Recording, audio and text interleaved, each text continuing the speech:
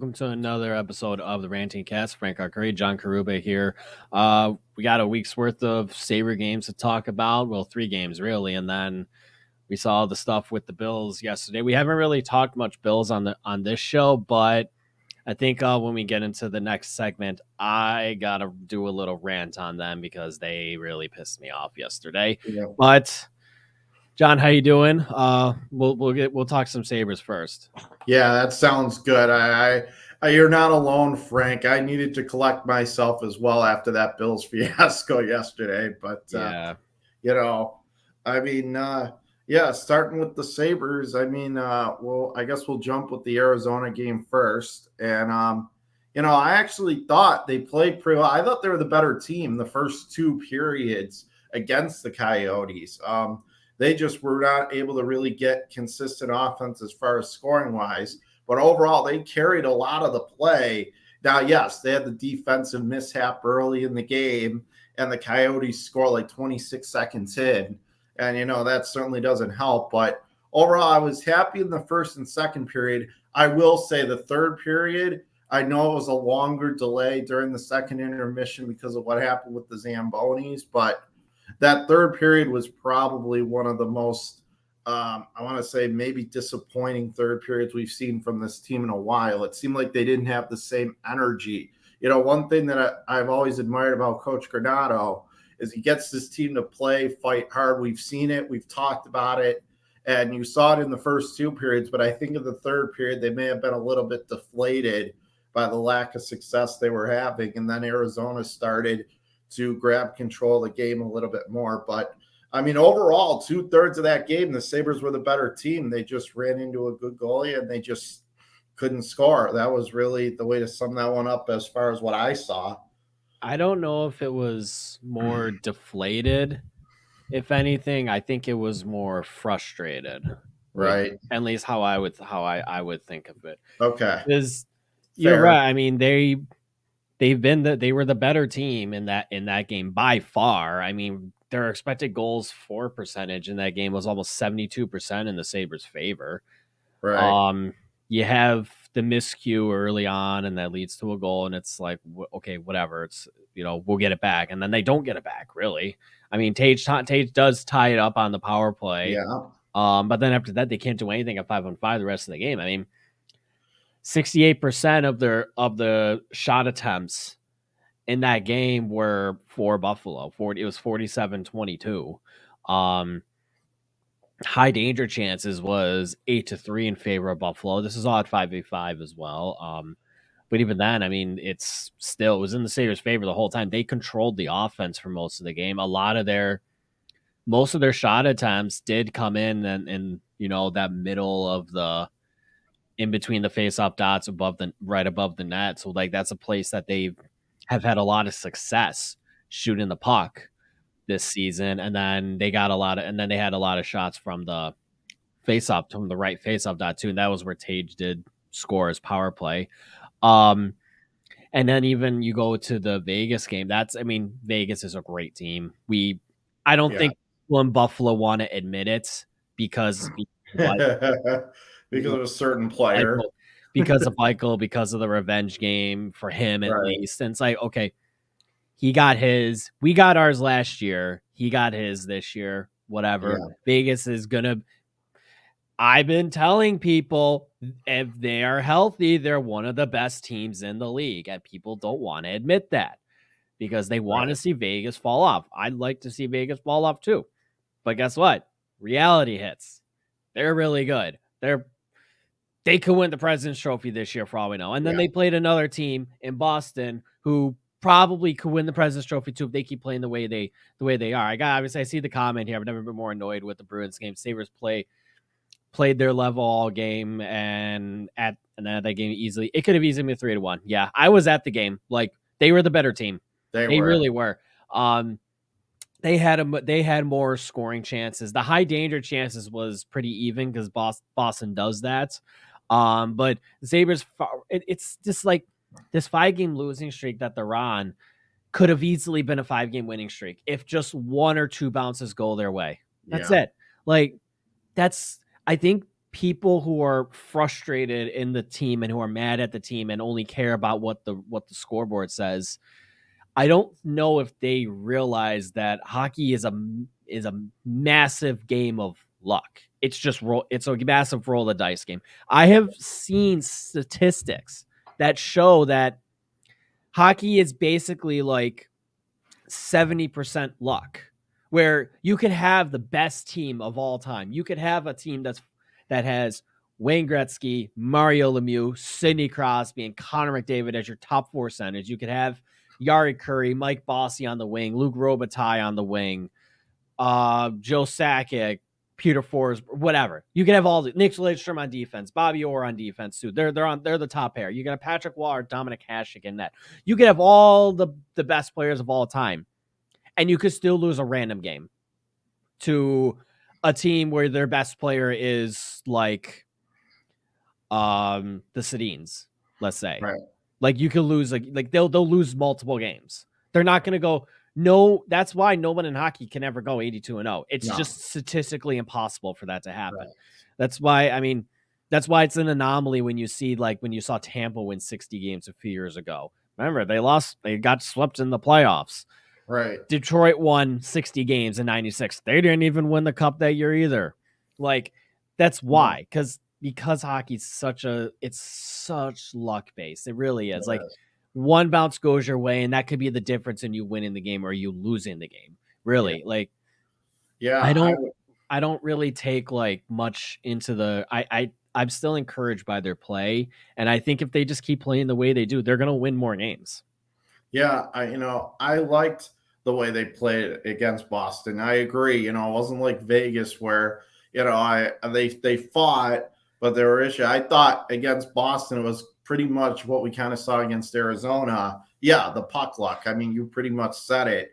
But I will say, how sweet was that Tage shorthanded goal where he split the Bruins defense and then tucked it in on the backhand? I mean, if there's one consistent bright spot, the good thing is, people were a little bit worried. Tage got that big contract. Is he going to be in the first few games? It looked like he was showing some signs of maybe a little bit of pressure, but he has not shown that lately. He has continued to be a driving force for this offense. And again, I thought he was one of the best players even in that Boston game on the ice for the Sabres there. And I thought that shorthanded goal, that was a thing of beauty. Yeah, I mean, shots in that game was 36-35 for Vegas, and in the Vegas game, and then in the Boston game, let me pull that up really quick. I'm just gonna do that. It was 31-30 for Buffalo. Like they're keeping pace in terms of shooting. When you get the shot attempts, I mean, in the Boston game, in all situations, it was dead even, 55-55, and it was just Boston won the high danger game. Their chances was just slightly better than Buffalo's was. It was only throughout the whole game, it was 16-13 high danger chances that Boston had. Right. All you need is one of those high danger chances the Sabres have to go their way, and next thing you know, that's a 2-2 game at that point, because Boston's third goal was an empty netter. So. Yeah. It was very late in the game to at least where it was like, okay, the game's over at that point. But my point is they're playing well enough to win. They're just not getting bounces. Ultimately that's what it is. That is correct. I would say if there's one thing though, Frank, as far as people that are getting frustrated, I agree with you. But we do have to remember, obviously, the Sabres do right now. It was kind of a lot of the same way when the Bills were going through their playoff drought.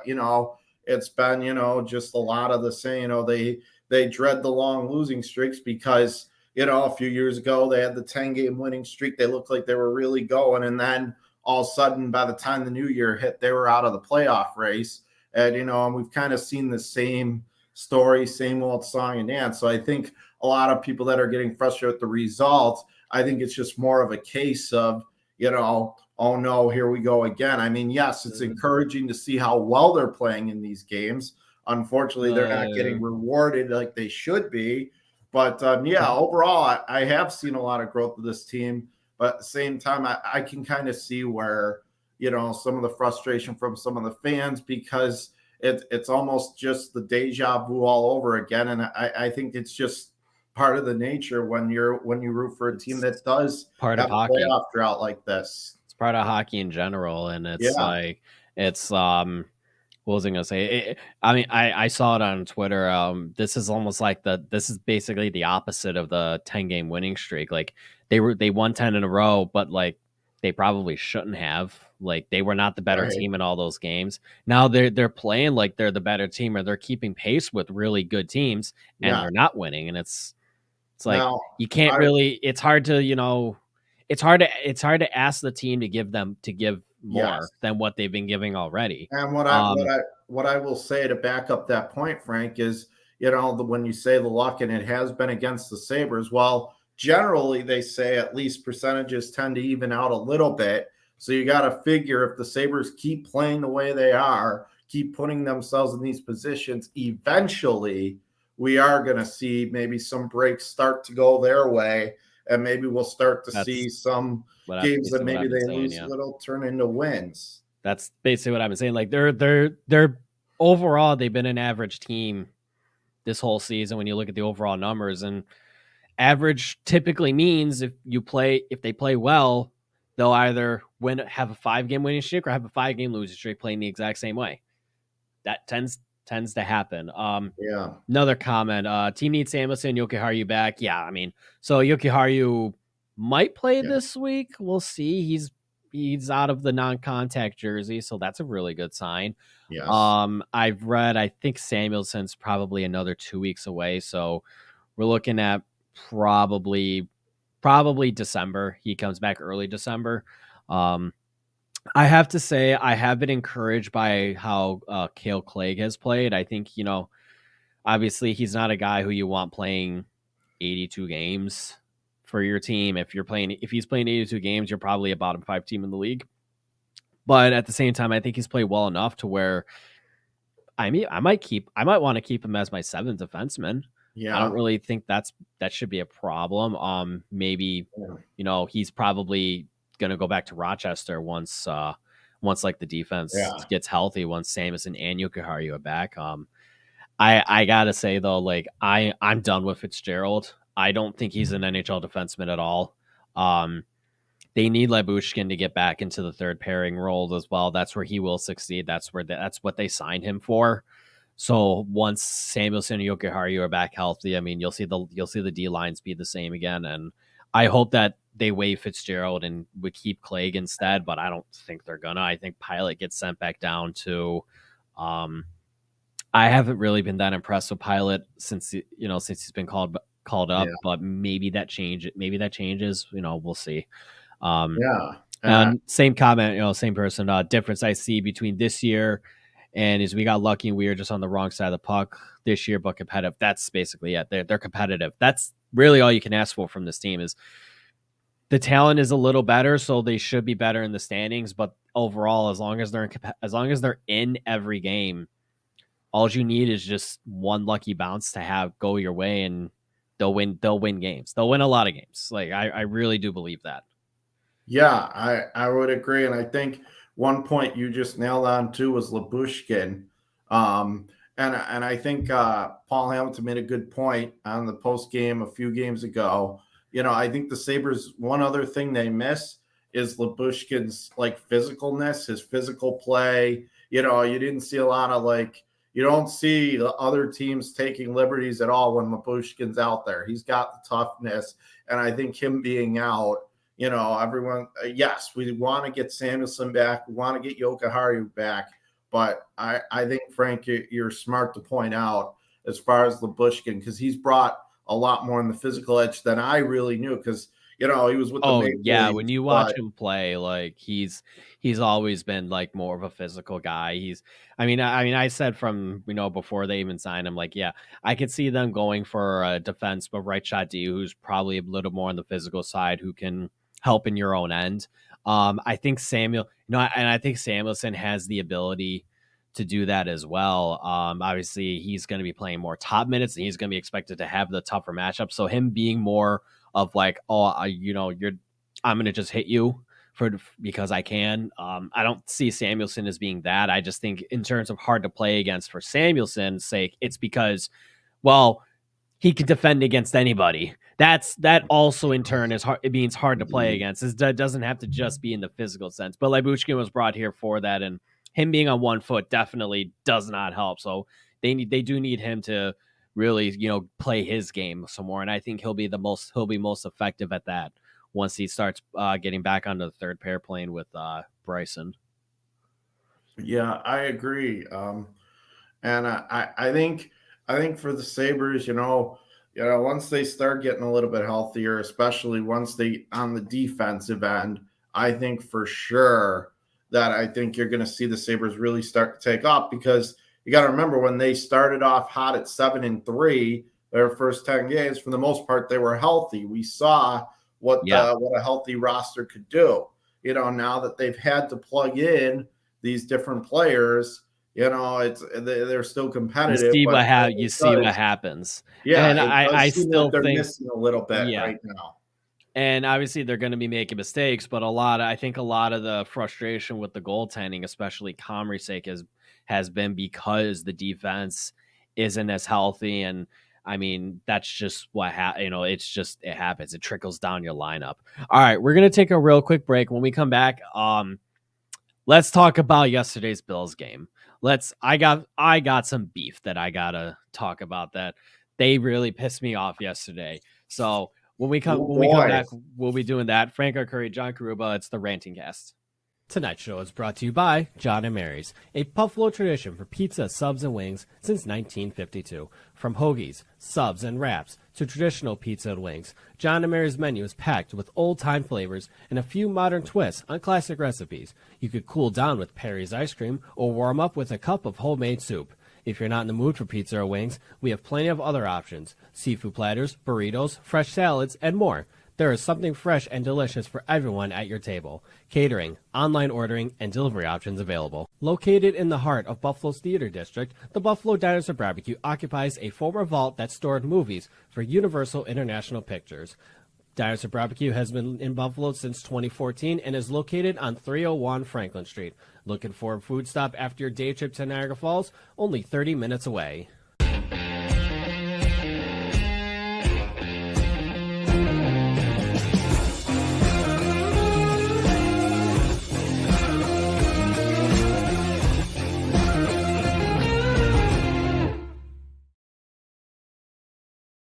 Back at it on the Ranty Cast. Frank Arcury, John Carubba with me. Ron is doing the producing in the background. He's doing a great job as always.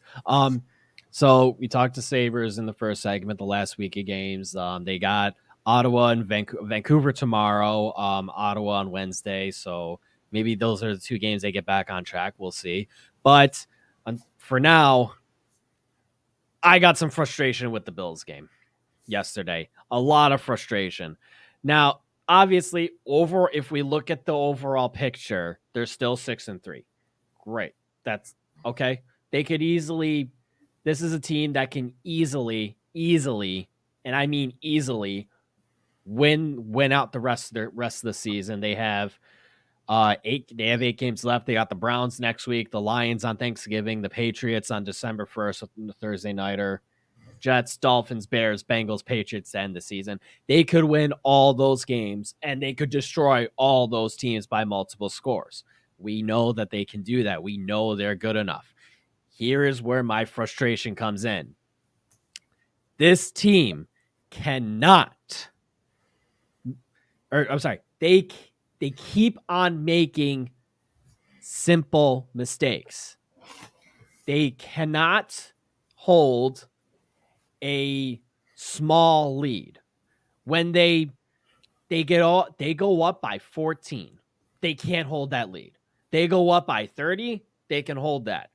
I wonder why. It's like when you go up by 30, it's like the team just stops trying, because it's like, okay, we're down by 30, the game's over. When you're up by 14, the other team still thinks, hey, we're still in this. We get a touchdown and you get a stop, we could tie the game.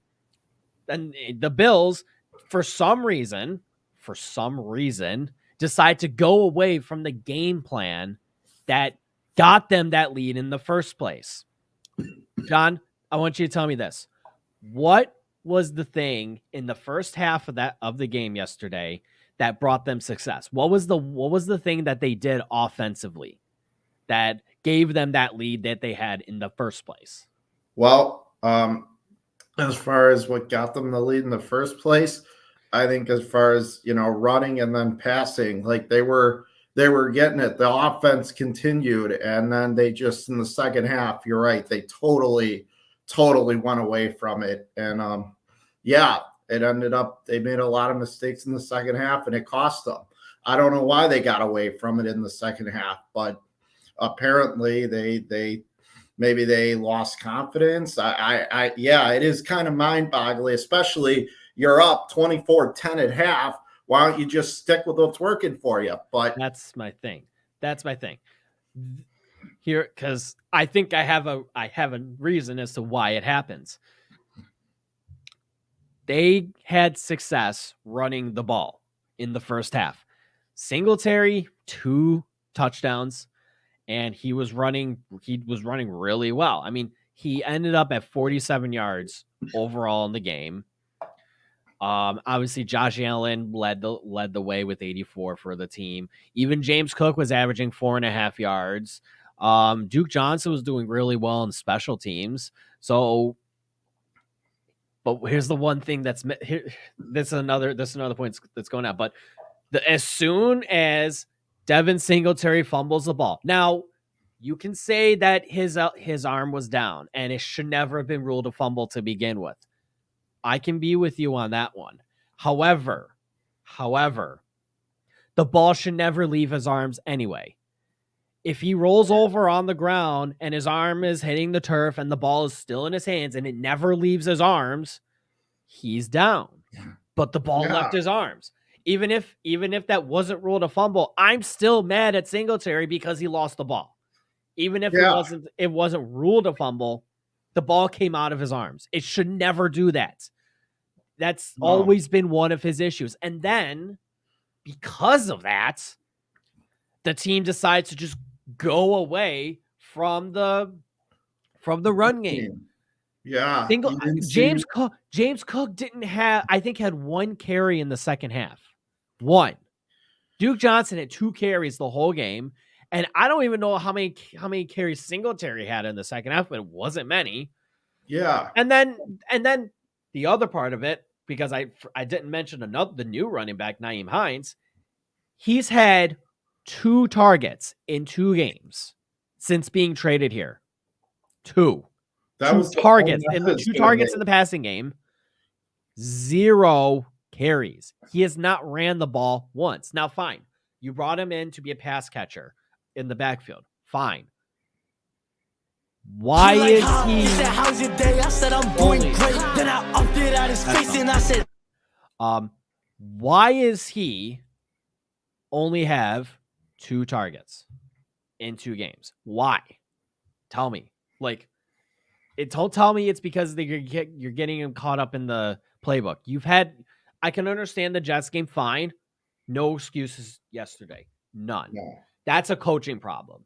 That goes on Ken Dorsey and that goes on Sean McDermott. It goes on both of them. Yes. Thank you. Josh has to stop playing hero ball. I agree. The one thing, and obviously, I don't put a ton of slack on Cam Lewis yesterday because he played safety. That was the first time he played safety in the pros, and I thought he played pretty well in that. There was just an unfortunate circumstance that he had to be the guy who was covering the best catch of the season. The best catch. I mean, after we saw Stephon Diggs make the best catch of the season, Jefferson had to go one up him for it. It's like at that point he could have been trying to knock it down, and Jefferson could have still made the catch. Really, I mean, it was an amazing catch. Like, there's just nothing you can do on that. It shouldn't even come down to that, though. It should never. I don't know how this team continues to fumble away opportunities to put teams away when it's a close game. that they go up, they go up big in the Rams game, they go up big in the Titans game, they go up big in the Steelers game, and they can just sit on it the rest of the game. This team cannot sit on a 2-score lead. They can't. 24-10 at half, and that team feels like we didn't score enough. Well, fine, you didn't score enough. I get it. So then why did you go away from the aspect of the game that was giving you scores in the second half? Why is Josh Allen with a messed up elbow throwing the ball 43 times because of that? Yeah. Like, I don't care if he says I'm fine. I can play my normal game. He's your franchise quarterback. If you have to run the ball more because you don't want him throwing it, run the ball more. You have 4 running backs that you can use. Use them. Yeah, Minnesota's defense is not good. Okay? No. It is not good. But their game plan in the second half made that defense look elite for no reason. There was no reason for it, and all of it, in my opinion, falls on the coaching staff.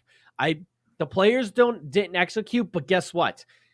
If the players are not being put in a position to succeed, in a position to execute well, they're going to fail. That's typically what happens. Yeah. That falls on coaching. Right. I think it is why I tweeted this yesterday too.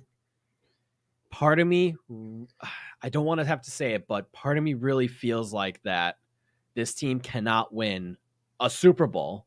They can win games and they can win playoff games, but can they win a Super Bowl with McDermott as coach? I don't know. That's Frank, my thing. I do not know. Frank, I feel like I want to stand right now and give you a standing ovation for everything you just said. Thank you for being the voice of sanity. When you watch a lot of the national media and you watch a lot of other people's takes on this game, what is the first thing they want to do? They want to throw Josh Allen under the bus. And my feeling is, yes, he did have 2 bad interceptions. I give you that. Yes, he had the fumble near the goal line that obviously gave Minnesota the lead with like 30 seconds left. But come down to it. I do think more of the blame does need to go on McDermott. And it's bizarre. He seems like such an intelligent pro when you listen to him, but he makes these bizarre decisions. And I get he doesn't like running backs who fumble the ball. No coach does. But, yeah, to totally abandon the running game, huge mistake. And I also have to blame Leslie Frazier a little bit too, because when they decided not to kick that field goal, it was 27-17 at that time, and they missed the field goal. Okay, bad decision. Should have took the field goal. Go up 30-17. That doesn't mean the Vikings have to go down the field and score. If the defense steps up there and stops them, it's still a 10-point lead. Instead, what happens? The Vikings get energized by that, and then they attack the defense, and it all of a sudden becomes 27-23. To me, that's really where the game turned. So I have a couple things on when you talk about that one play. One, I don't mind them not going forward on 4th down. I don't. Okay. Statistically, when you look at the winning percentage from that, there's not much of a difference when it comes to if they go for the field goal and make it versus if they go for it on 4th down and then convert the 1st down. Not even get a touchdown, just convert the first. It was 4th and 2. I know they're at the 7, but this also for the overtime drive too. Like, just because you get to a point where you're getting closer and closer to touchdown doesn't mean you have to start taking end zone shots. They didn't. Okay, that's where it falls on coaching. You don't have to get that aggressive. Okay, 4th and 2. You just need 2 yards. Get 2 yards. Have a play that gets you 2 yards. Okay? You get 2 yards, you're at 1st and goal at the 5. Now then start taking end zone shots. That's fine. I don't have an issue with that. I don't have an issue with them going for it on 4th down. Like I said, this statistically, their winning percentage does not change much in converting it versus failing it and then going for the field goal and making the field goal or missing the field goal. Remember, they could go for he could have went for the field goal and Tyler Bass could have missed it. You never know. Right. You never know. And then you're looking at it, I'd say, and then you're looking at McDermott and thinking, why didn't you go for it then? I guess because that's always what football fans do. My problem on that play was the play call. Have a play call that gets you 2 yards. That's all it should be. If it's Josh Allen taking the ball himself, fine. I don't care. If it's just a 2-yard slant to Nyheim Hines, fine. If it's 2 yards up the middle to McKenzie or Dawson Knox or Diggs, fine. Right. That's all. You don't have to go for the end zone. That's what they tried to do. And it just ended up being a disaster because Peterson took it out. I think it was Peterson who had the 2 interceptions, I guess, in that game. Yes, because Peterson had the one that sealed it. Yeah, he did. But even then, yeah, he did have both of them actually. He ends up taking it, getting yards out of it as well, getting like 40 yards or whatever. Like that made it disaster. But ultimately, that just comes down to the play call itself. You don't have to take an end zone shot every single time. You don't. Just get the yards you need. That's where I have the issue. Yes, and I agree. I guess my larger point was even if okay, you're okay with going for it, I could see the arguing, at least I could see the reasoning behind why it's okay.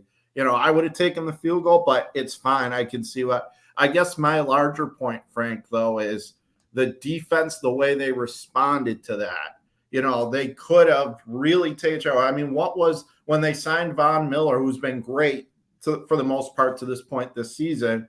But, it's always been, Leslie Frazier is one of the best defensive coordinators. Sean McDermott, defensive guy. But we have seen, whether it was the divisional game last year or it was the second half in this game, we have seen that defense, even when they're gifted that 17-point lead, defensively, sometimes they lose some of their aggressiveness. And I think that kind of gets lost in what happened. If the defense steps up there and stops the Vikings after they get that 4th and 2 stop, it's still a 10-point game. Mm-hmm.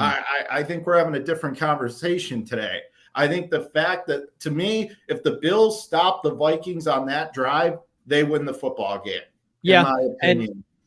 But ultimately, I think that all comes down. I do think it all comes down to coaching, because look at Justin Jefferson ate up the Bills secondary because he was primarily being matched up in one-on-one situations, and I can understand. A lot of that could also be, well, White's not back.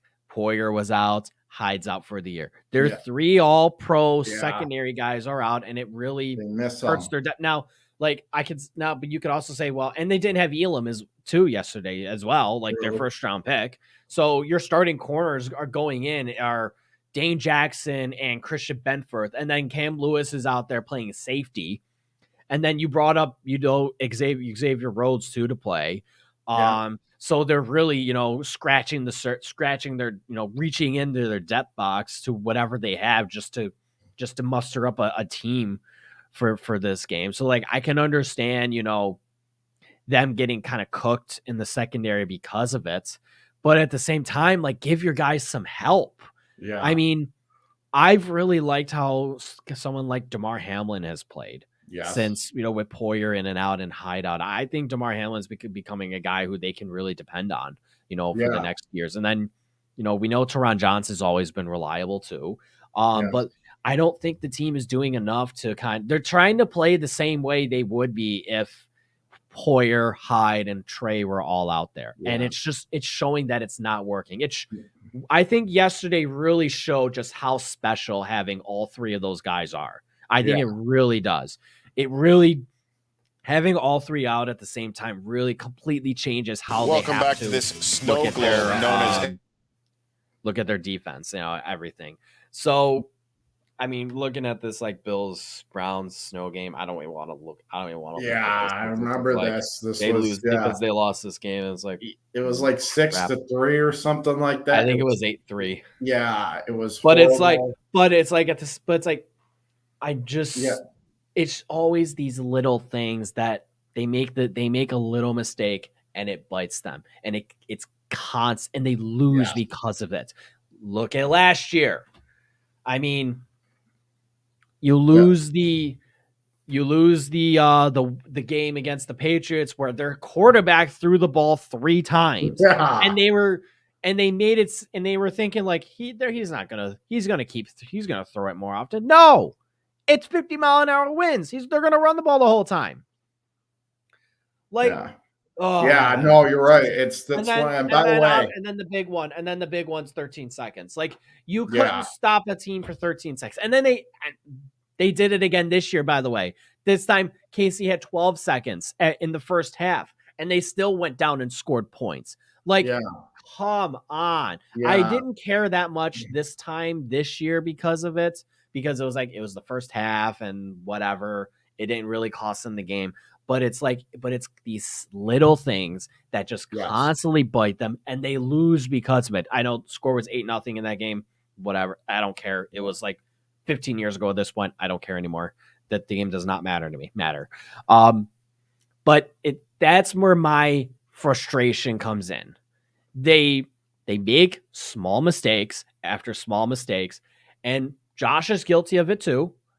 Last year against the Titans, he slips after handing off after snapping the ball at the goal line right at the end of the game. He slips and falls. Like, that's a mistake because you shouldn't do that, but it happens. I mean, and then yesterday can't handle the snap right at the goal line. And then also too, like, here's another frustration part about that.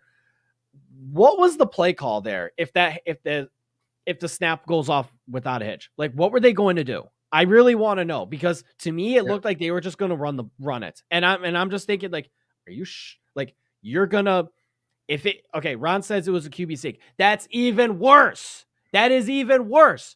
Okay, the ball is right up on the goal line, right up on it. Yeah. If the Vikings stop Allen, it's either right at the line of scrimmage if you're lucky, or it's a safety. I do not care, because I'm gonna look at the play-by-play really quick. I just want to double check that score.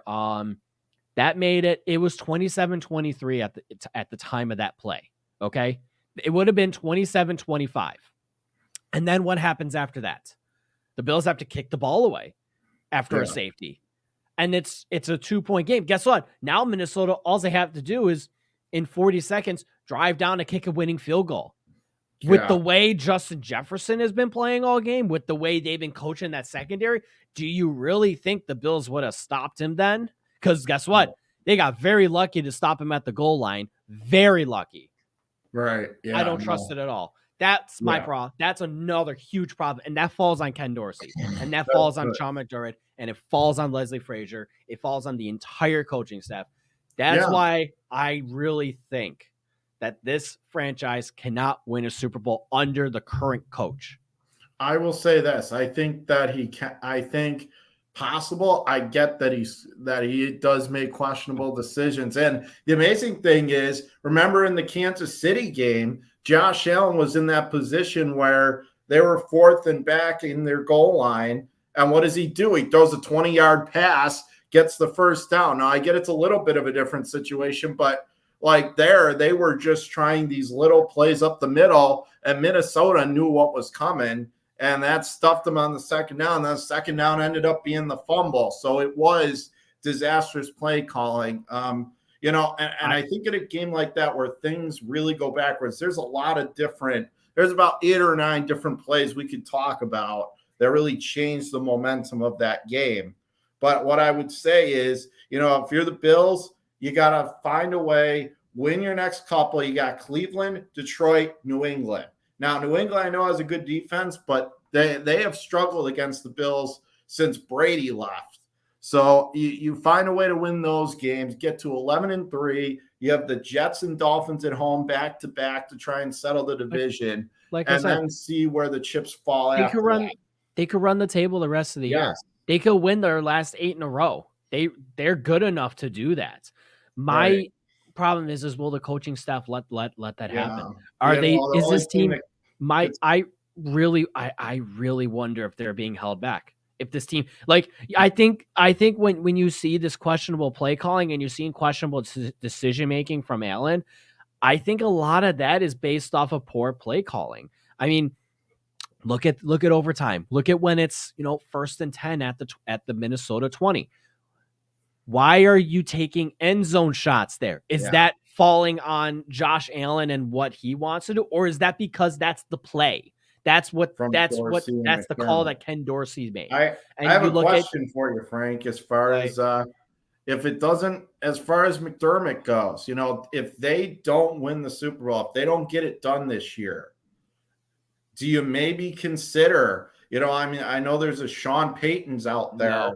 You don't want Sean Payton? I don't think. No, I mean, I wouldn't mind having a Sean Payton as head coach. My thing is, I don't think the team does it. I think McDermott's got such a big pull in that organization and has got such a long leash that it's going to take a disaster scenario to happen for the team to fire him, and part of me also thinks, I mean, I love what Brandon Beane has done as GM, and I really think they're a package deal where if you fire Sean McDermott, you're firing Brandon Beane too, and if you're firing Brandon Beane, you're firing Sean McDermott. Like it's not if you can't fire one without firing the other, so that you're kind of tied. You're kind of tied at that. That's a good point. I guess the only point that I make about that, and the reason I mention it, is, what does Kansas City have at head coach? We're always talking about, the Mahomes versus Allen matchup, because Kansas City, Buffalo. Well, what does Kansas City have on the sideline? Now, they have an established winning coach. They have one of the best offensive minds in the game. Not only Sean McDermott was a disciple, but he was the defensive guy. But Sean Payton is a very good offensive coach. He always was regarded with Drew Brees in New Orleans. If you want to counter fire with fire, maybe, and Peyton's one also. He's been there. You don't see the bizarre going away from the game plan like you see with Sean McDermott. Not only is Andy Reid one of the best offensive minds in football, one of the best head coaches, he's very timely with him being aggressive. I mean, it helps he has Patrick Mahomes as his quarterback, but look at what he did in Philly for all those years when he had Donovan McNabb as his quarterback. I mean, it's really not much different. It's just based on the talent level that you have at that position. And I mean, it's like I think Andy Reid lets Patrick Mahomes be Patrick Mahomes a lot more than Ken Dorsey and Sean McDermott let Josh Allen be Josh Allen. We've seen Josh Allen put the team on his back and lead them to a win and he does, it's one of those things where I was having a conversation with one of my friends yesterday night after the game. And, he's constantly wondering, like, why is Josh Allen, what is Josh Allen's decision making in this, and all that. And I talk about, maybe, and I talk about, like I said earlier, maybe it's because he's just don't go doing what the play is telling him to do, what the coaches are telling him to do. And he asked me, well, Josh Allen needs to be, if it's not there, she should be taking it. That's on him to make the right decision. And I'm just, wondering, like, is he just thinking too much? Is he worried that if he makes the wrong play based on what the coaches are asking him to do, he's gonna, hear it from the coach or something? I don't know. Like, you look at, like, Josh Allen cannot override the coach. He can't. He's not, like, he's one of the best quarterbacks in the league, but he can't tell the coach, don't give me a play, I got this, like he's, like what Aaron Rodgers had been doing for years, like what Tom Brady does right now, like what Peyton Manning had done for a number of years. He's not that kind of guy. He's not that guy yet. And I think you get that. I do think you get that with experience where the coach will tell you, hey, run this play. But then the quarterback is like, I was like, I'll think about that. I got a better play, or something like that. I don't know. Like, I don't think Allen's at that level yet. And, and I just really, he's playing too much. I wonder if he's just playing too much in the system of what Dorsey wants. And he's not trying to, do what he thinks can help this team win. But we see what happens when he does that. We've seen him do it, though. We see him put the team on his back and win games. When Josh Allen breaks a play, it's typically because he's running the ball. He's taking it himself and going. That's typically Josh Allen breaking what the play call was. Yeah. We don't see him break the play call to make another throw. Yeah. I don't know if I think to follow up also on your point when you say about Brady, Rodgers, all those guys, Mahomes, to get to that level where you can tell like you can basically run your own offense, you got to get a ring. Obviously, that's the one thing Allen, for all his accolades, that's what he's missing is that. But I mean, the one good thing, and I think the reason why I still, even though I question McDermott a ton, the reason that I think they could win it with him, though, is when you look at the resume of who they've beaten this year. You saw their clock management, their game management against Baltimore was very good, and McDermott got the better of Harbaugh. They beat Lamar Jackson in his place. They beat Mahomes in his place for the second regular season game in a row. They beat the Rams on opening night, the defending champion. They've beaten Aaron Rodgers, so they have. And then they beat the Titans, who were the number 1 seed last year and lead their division. Say what you want about the AFC South. They're still a division leader. And they basically beat the Vikings yesterday had they not fumbled at the goal line because of the play calling. So I think the resume is still very encouraging. I think most of their tough sledding they've gotten out of the way and have come out of it at 6-3. And really, like you said earlier, Frank, they could easily be 8-1 or 9-0 had some of those decisions maybe been different. And now they're entering the weak part of their schedule. The only thing, they got to avoid the Jacksonville game like last year where they lost to a team they shouldn't have lost to. They need to make sure they come out and set the tone and let the Browns and the Lions especially, and even the Patriots, I'm lumping them in there, that you got to come out and let them know you got no shot today. And they got to keep that intensity going for all 4 quarters. Don't take your foot off the gas. They didn't used to. Lately they have. I do wonder if that Jacksonville game was the Jets game from last week. Yes, the only thing I think Jets defense was better. Yeah, but Jags defense isn't all that bad too, and it's like last year you could say like, yeah, that was just a derp game. They messed up and everything, but like they shouldn't have lost last week to the Jets as well. There was no reason to lose that. No, they shouldn't have. There was no reason to put up 17 points again against the Jets, no matter how good their defense is, because the Patriots defense is good too, and they put up 47 in the playoffs. Losing to a good defense with this offense, with Josh Allen at quarterback, with Stephon Diggs at receiver, it's just like, that's not an excuse. Yeah. You're good enough. They're good enough. They put up 30 points yesterday and lost. And I think most of that just falls on coaching. I really do. And like, it really feels like the only way Sean McDermott looks like the better head coach in a game is when the other coach loses. Yeah. He doesn't win it, they lose it, and then he loses it, and then he loses most of the time. That's just kind of where I'm at. That's gonna do it for the show. We're about 50 minutes in and whatever. Bills Cleveland next week. Maybe they get back on track. Sabres Wednesday. So